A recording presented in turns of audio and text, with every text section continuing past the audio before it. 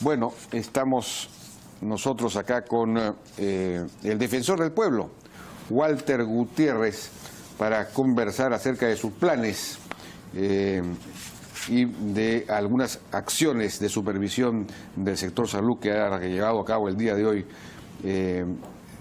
Doctor Gutiérrez, buenas noches, ¿cómo está? ¿Cómo le va? Jaime, ¿cómo está? ¿Qué tal? Bueno, usted ha anunciado un nuevo plan de trabajo que desarrollará en su gestión como defensor del pueblo. A ver si nos puede resumir ese plan de trabajo. Bueno, si me permite, primero quisiera rápidamente mencionar las acciones que se han realizado el día de hoy, que justamente se enmarcan dentro de este nuevo plan de trabajo. El día de hoy hemos estado en 14 hospitales, puntualmente en la atención de emergencia, y hemos encontrado algunos problemas muy preocupantes en este servicio tan básico como es la salud. Hay un déficit de medicinas, hay una obsolescencia de equipamiento, hay problemas con camillas y se han generado mercados paralelos justamente por este déficit de medicinas. En cada hospital, a las afueras, muy cerca, se ha generado un mercado paralelo de venta de medicinas, incluso de servicios de salud, precisamente por los problemas que existen en los hospitales. A partir de estas acciones que estamos realizando... Esto es en ocasiones generado por, digamos, los niveles de corrupción que hay en los propios hospitales, ¿no? Los médicos que... Lo que decía el doctor Moreno, ¿no? Que el densitómetro del hospital Loaiza está malogrado, que siga malogrado. Es decir, hay sectores, hay pequeñas argollas a las que les conviene. En algunos casos probablemente sea así, Jaime, no, pero yo no haría esa afirmación hasta no tener la constatación. Creo que en gran parte esto tiene que ver con algo que usted ha mencionado hace un instante, la ineficiencia del Estado. Uno de los grandes compromisos que debemos tener en el país es hacer que el Estado sea eficiente, y esto se enmarca también dentro del plan de gestión de la Defensoría del Pueblo, porque es una de sus competencias. El artículo 161, 162 de la Constitución le da esas competencias: defender los derechos fundamentales, ocuparse de la marcha administrativa, y así nació todo. Dicho sea de paso, lo de los ombudsman nacen justamente ocupándose y preocupándose de la eficiencia de la administración, cosa que ahora tenemos que encarar muy activamente desde la Defensoría del Pueblo. El día en que el Estado sea más eficiente, los derechos fundamentales van a dejar de ser nominales, van a ser reales, va a haber menos corrupción. Y ¿cómo hacemos para que el Estado sea eficiente? Esa es la pregunta, permítame regresar un instante a las acciones del día de hoy. Necesitamos que estos problemas se hagan evidentes. Necesitamos cambiar de pobladores a ciudadanos. Los ciudadanos tienen que entender que tienen derechos frente a la administración, que no son simplemente pobladores a los que se está haciendo un favor, porque al final del día todo el aparato estatal, todo el servicio se define en el ciudadano. Así como en la empresa el empresario cuida de su cliente, sabe que necesita mantener su cartera de cliente porque eso es lo que le da existencia a la empresa. Sin cartera de clientes no hay empresa. Bueno, del mismo modo, sin ciudadanos bien atendidos, carece de sentido las instituciones que se crearon con ese propósito. Pero ahí, por ejemplo, usted está mencionando la necesidad de que el Estado sea eficiente y ha puesto el ejemplo de una empresa privada. Precisamente la manera, digamos, de lograr que los hospitales sean eficientes es entregarlos en concesión, es decir, que una asociación público-privada se haga cargo de ellos para que se manejen como una empresa y entonces se preocupen de que efectivamente se atienda, incluso de que haya menos enfermos, desarrollando atención primaria, es decir, medicina preventiva, salud preventiva, que es un poco el esquema de estas dos asociaciones público-privadas de salud. Una es el Hospital Barton y el otro ya no recuerdo cómo se llama, que tienen como método o principio, digamos, como contrato, que se paga por capitado. Y entonces a ese hospital le interesa que entre menos gente a curarse, para lo cual interesa prevenir, para que entre menos gente a curar, porque de esa manera la rentabilidad es mayor.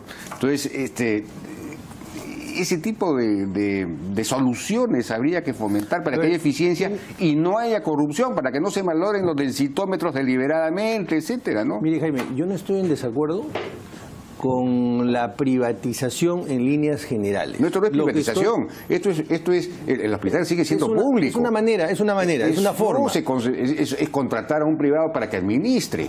Por eso, déjeme... Eso no es privatización. No, cuidado, es una manera. Está usando el mismo lenguaje de los dirigentes que se oponen porque no quieren, digamos, tener una supervisión más estricta. Es que yo no me opongo, si usted me permite, yo le voy a ver, mire, lo que yo no estoy de acuerdo, y estoy seguro que vamos a convenir en eso, es en la mercantilización. Estoy de acuerdo con la privatización, los estándares privados. Cuando una carretera se entrega a un concesionario, la carretera no se convierte en privada, sigue siendo pública, ¿no es cierto? Así es. Muy bien. Entonces, bajo ese concepto estamos hablando de lo mismo. En la medida en que tenemos un Estado, y no digo gigantesco, digo fuerte, que pueda regular, que pueda controlar y que no sea esta traslación de la que usted nos habla sea absolutamente libre, yo creo que podemos estar de acuerdo, porque además la Constitución, en líneas generales, no se opone a eso. Dicho sea de paso, concurrentemente con esa función irrenunciable que literalmente la ley le impone al Estado de dar el servicio de salud concurrentemente. Bueno, pongámoslo a competir al Estado con este tipo de modelos. Así es. Pueden convivir, pero solo pueden convivir en la medida en que el Estado sea un Estado suficientemente fuerte. Porque ¿qué significa gobierno? Gobierno viene de una voz griega que quiere decir conducir, llevar el timón. Llevar el timón no se privatiza. El Estado debe retener esa capacidad que tiene para supervisar, para controlar, para que sea eficiente. De manera que creo que estamos hablando más o menos de lo mismo. El Estado firma un contrato con una empresa privada que se hace cargo de un hospital. Y entonces, si la empresa privada no cumple el contrato, se cancela el contrato. Esto es una cosa... Quizás sería bueno que ustedes visiten, así como han visitado hospitales en donde han encontrado una serie de falencias y problemas, estos dos hospitales de salud que se manejan por asociación público-privada, para comparar, para ver cuál es la comparación. Jaime, vamos a visitar no solamente a nivel de Lima, sino a nivel nacional, no solo el servicio público, es decir, el servicio en mano de Estado, sino el servicio también privado, porque no, como dije hace un instante, no porque está en mano de privado deja de ser un derecho fundamental un servicio público. De acuerdo. Ustedes han encontrado, digamos, aquí hay un problema no solamente en la gestión del hospital, sino en, digamos, a finales de los 80, en plena hiperinflación, en el gobierno de Alan García, se dio una ley, que es la misma ley que se dio en la policía y la misma ley que de alguna manera se dio en educación, para reducir el número de horas para que los profesionales, los policías, fue el famoso 24 por 24, y en caso de los médicos se redujo el horario a 6 horas para que el resto, en realidad en la práctica son 4 horas, porque 2 de esas 6 horas son para estudios, en fin, cosas un poco... En la práctica son 4 horas de atención, de trabajo, para que puedan el resto del tiempo buscárselas por sí mismos, porque con la hiperinflación se había diluido el salario, ¿no? Bueno, el salario, por supuesto, no es muy bueno todavía, pero ya está mucho mejor que en esa época, y seguimos con las famosas 4 horas. Y muchos de ellos, claro, en las tardes trabajan, incluso hay clínicas en los propios hospitales, clínicas privadas de los mismos médicos, ¿no?, que derivan pacientes del CIS que no pueden pues atender en teoría en sus propias 4 horas, y entonces los refieren o los refieren a sus propias consultas privadas. Entonces esto es una cosa perversa, ¿no? Sí, en realidad hemos encontrado varias deficiencias. Una de ellas es justamente un sector de médicos impagos, un sector de médicos que no, digamos, están propiamente en planilla, sino en un sistema paralelo, que tienen meses sin pagar, y evidentemente en esa condición los médicos no trabajan o no hay un desincentivo y dejan los hospitales, y cada vez hay menos profesionales que van a determinados hospitales. Este es otro de los problemas. En realidad el sector salud tiene es muy complejo y tiene una serie de aristas y que en cada una de ellas hay una serie de problemas. Pero usted hace un momento me preguntaba, bueno, ¿cuál va a ser el plan? Una de las grandes tareas de la Defensoría es preocuparse del tema de salud. Así como en conflictos, la Defensoría ha logrado institucionalizar una línea de trabajo con boletines, con informes, y se conoce más o menos bien la gran mayoría de conflictos. Igual en salud queremos cada cierto tiempo sacar un boletín, un informe de los distintos problemas, de modo que se pueda conocer bien la problemática de salud y se puedan empezar a dar alternativas. Hay estos casos por ejemplo, a mí todo el tiempo me cuentan personas que van a las 5 o 6 de la mañana para sacar cita o para que le den cita, y llegan y hoy está primero, una persona que me lo contó, estaba primero en la fila, entonces llega y le dan el puesto número 6. Oiga, ¿por qué el puesto número 6? Si yo soy primero. Llega que otros habían comprado. Se compran los puestos en las filas.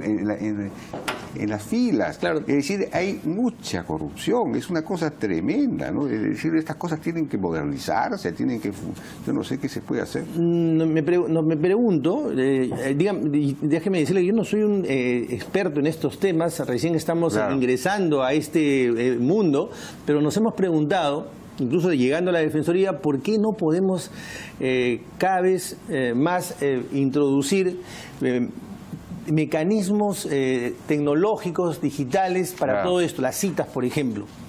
Nosotros hemos llegado a la Defensoría y nos hemos impuesto la tarea de que la gestión sea digital. Y hemos encontrado que en otros organismos del Estado ya se están desarrollando software de gestión de información. Le pongo el caso concreto de la Contraloría. Creo que no se va a molestar el Contralor si digo que he conversado con él, y en un marco de buenas prácticas gubernamentales, ellos nos van a facilitar software que han desarrollado que les permiten a ellos reducir tiempos, ser mucho más eficientes, identificar procesos igual que se hace en el sector privado. Esto tiene que extenderse en el sector. La Contraloría está avanzada en eso. La Contraloría. Eso me sorprende, es una buena noticia. La RENIEC está muy avanzada en esas cosas, quizás a ellos habría que pedirle. Bueno, también queremos tomar contacto con la gente del BCR que también han avanzado en estos temas, y otros organismos del Estado. No todos los organismos del Estado están en el siglo pasado, ¿eh? No, acá justamente una noticia que me olvidé de dar, me parece que la mencionó el propio presidente, y es que el Ministerio de Transportes aprobó una plataforma virtual para obtener en tiempo real el récord del conductor en forma gratuita, y efectivamente yo lo probé. Es decir, que uno entra a la página web del Ministerio de Transportes y uno obtiene, pero en un segundo, en menos de un segundo, en una fracción de segundo, su récord. Es decir, tiene multas. Ahí está, por ejemplo, ¿no? El récord, ahí está. Si tiene multas, ahí aparece detalle de las papeletas impuestas. Si tiene o no las tiene, cuántas tiene, y así es como se entra, ¿no? Así es la página web, récord conductor MTC. Antes había que pagar 30 soles en un Banco de la Nación, esto además es gratuito.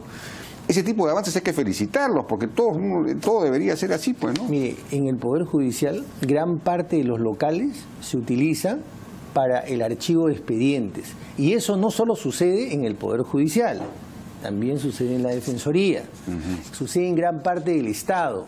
Es oneroso, usted ocupa espacio, además afecta el medio ambiente, y capturar o recobrar la información que está en esos almacenes es mucho más difícil. Entonces, creo que un esfuerzo que se puede hacer desde la Defensoría es contribuir a la eficiencia del Estado, a una gerencia, a una gestión digital. Ese es otro de los desafíos de la Defensoría, porque está linealmente, es una competencia de la Defensoría. De manera que defender el derecho del usuario a una atención pues rápida, para eso la digitalización es fundamental, ¿no? Sí, pues de acuerdo. Me están pidiendo una pausa, si me permiten.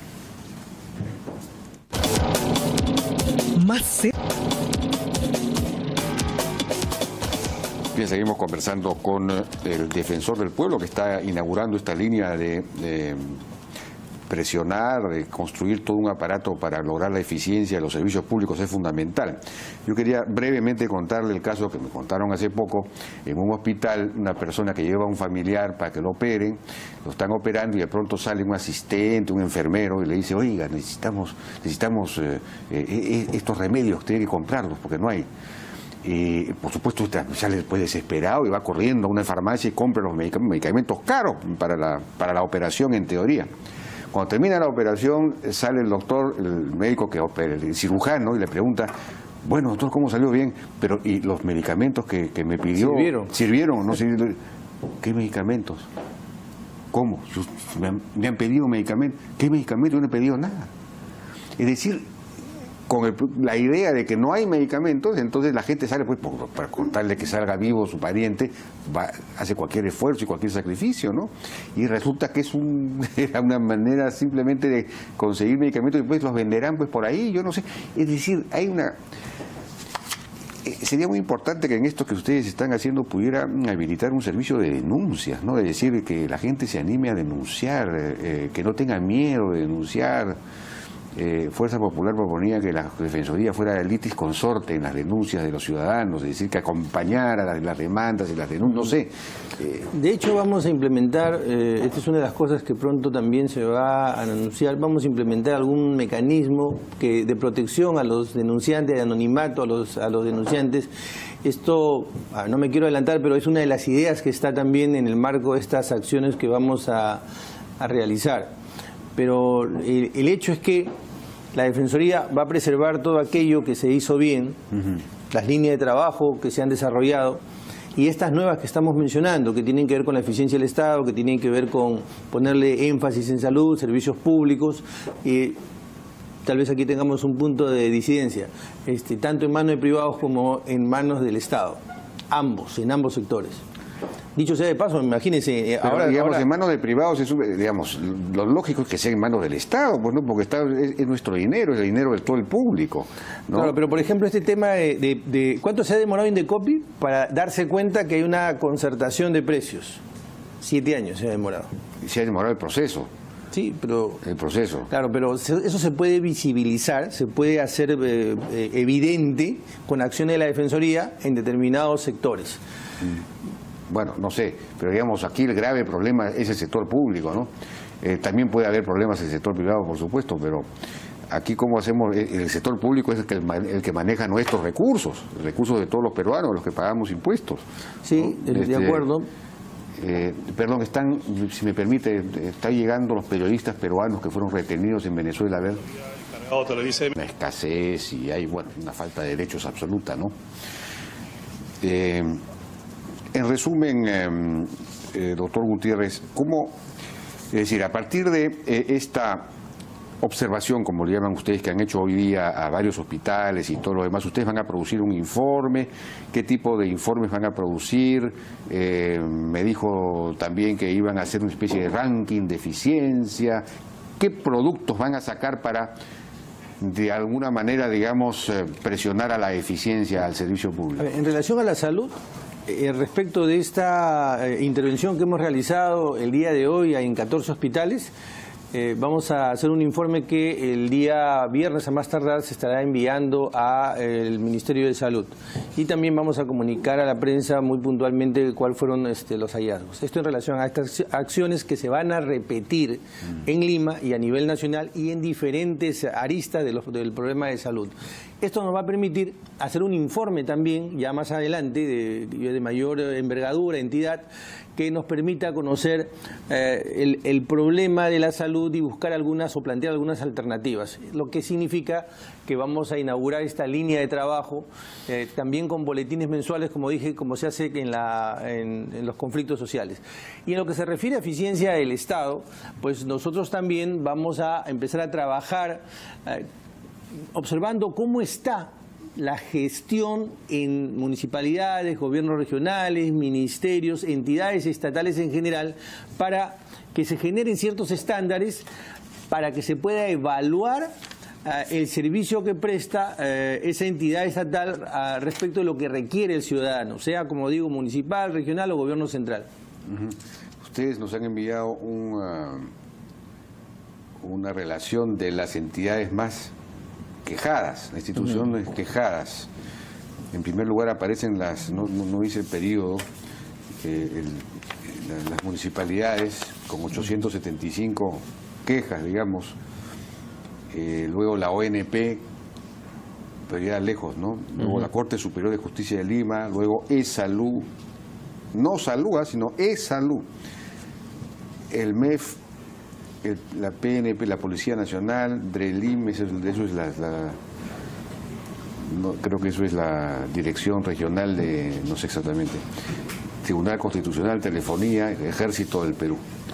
A ver, lo que sucede es que la Defensoría tiene un área en la que llegan quejas, consultas, ciertos reclamos, y esta data se recoge de ahí tanto a nivel de Lima como a nivel nacional. Esto también lo vamos a, esto es digamos el esquema con el que se ha venido trabajando, esto también lo vamos a modificar porque la idea ahora es que la Defensoría atienda 7x24, y esto significa atender a través de la vía de teléfono o a través de la web o a través de alguna aplicación. Entonces la Defensoría va a estar atenta muy pronto, va a poder servir a los ciudadanos los 7 días de la semana, las 24 horas del día. Ahora, ¿van a hacer, por ejemplo, un ranking de las entidades más modernas, más digitalizadas? Eso es sí, vamos a establecer, primero vamos a convenir determinados estándares de medición para ver qué entidades son más eficientes, demoran menos tiempo, han introducido más tecnología en el servicio, son al propio tiempo menos quejadas, reducen sus tiempos, sus procesos, todo un conjunto de digamos, indicadores que nos permitan saber cuáles son las más eficientes y cuáles son las que están cumpliendo menos con sus responsabilidades y de alguna manera afectando los derechos fundamentales. De acuerdo. La Presidencia del Consejo de Ministros, la Secretaría de Gestión Pública, hizo hace unos años una especie, como una suerte de concurso. Un concurso que se llamaba el trámite. El trámite de más. Esa fue una propuesta que venía incluso del Colegio de Abogados del año 2007-2008, que luego se trasladó a la... Sí, la conozco bien. Fue exitosa porque la gente denunció pues una serie de trámites absurdos, larguísimos, complicados, ¿no? Y eso sirvió para que se remitiera a esas entidades estas quejas y las entidades tuviesen que corregir, ¿no?, esos trámites y simplificar. En salud, por ejemplo, ayudó en algunos casos. Ese tipo de cosas hay que darle continuidad a ese tipo de... Permanente, sí. Debería ser una cosa, ¿no? No sé, eso debería hacerlo la PCM, no sé si la Defensoría. La Defensoría lo puede hacer. De repente lo puede hacer. Está entre sus competencias, lo podría hacer perfectamente. Esa es una de las líneas que, como he señalado, vamos a trabajar. No exactamente esta iniciativa, pero me refiero a la eficiencia del Estado. De acuerdo. Bien. Walter Gutiérrez, muchísimas gracias por su participación. Fue el defensor del pueblo, el doctor Walter Gutiérrez. Vamos a una pausa y regresamos ahora con el doctor César Azabache, abogado penalista, para ver la ley de muerte civil, en fin, estas cosas, estas iniciativas anticorrupción que se están produciendo estos días. Regresamos.